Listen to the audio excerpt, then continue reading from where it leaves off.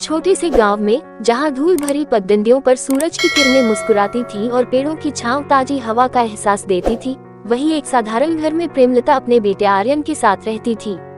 आर्यन पढ़ाई में बहुत होशियार था।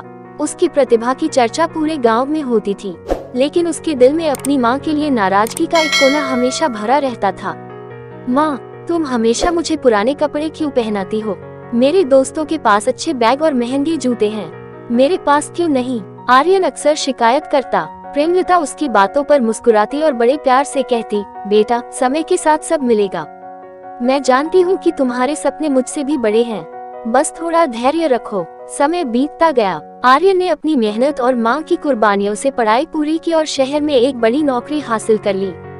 गांव छोड़ते वक्त प्रेमलता ने उसका माथा चूमा और कहा, तुम्हारी उड़ान देखकर मुझे हमेशा गर्व होगा, लेकिन बेटा, अपने रिश्तों का ख्याल रखना, वक्त लौट कर नहीं आता। शहर की रौनक और व्यस्तता में आर्यन अपनी माँ को लगभग भूल चुका था। फोन पर बातें कम हो गईं और मिलने की गुंजाइशें भी खत्म होने लगी। एक दिन अचानक आर्यन को गांव से खबर मिली। उसकी माँ की तबीयत बहुत खराब थी और उन्होंने आखिरी बार अपने बेटे को देखने की इच्छा जताई थी। आर्यन बिना एक पल गंवाए गांव के लिए निकल पड़ा, लेकिन जब वह पहुंचा तो माँ हमेशा के लिए जा चुकी थी। घर के कोने में रखे एक पुराने बक्से ने उसका ध्यान खींचा। उसमें एक खत रखा था। कांपते हाथों से उसने वह खत खोला।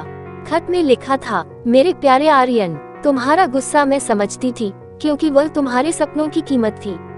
तुम्हारे नए कपड़े नहीं ला पाए क्योंकि मेरे पास पैसे नहीं थे।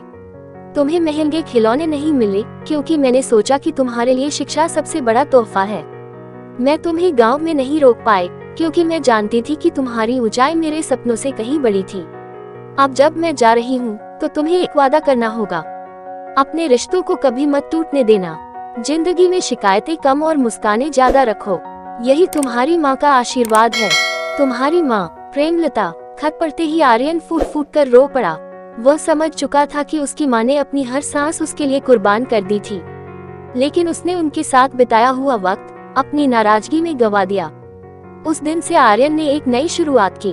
उसने हर रिश्ते को संभाल कर रखना सीखा और अपनी माँ के हर सबक को अपनी जिंदगी का हिस्सा बना लिया।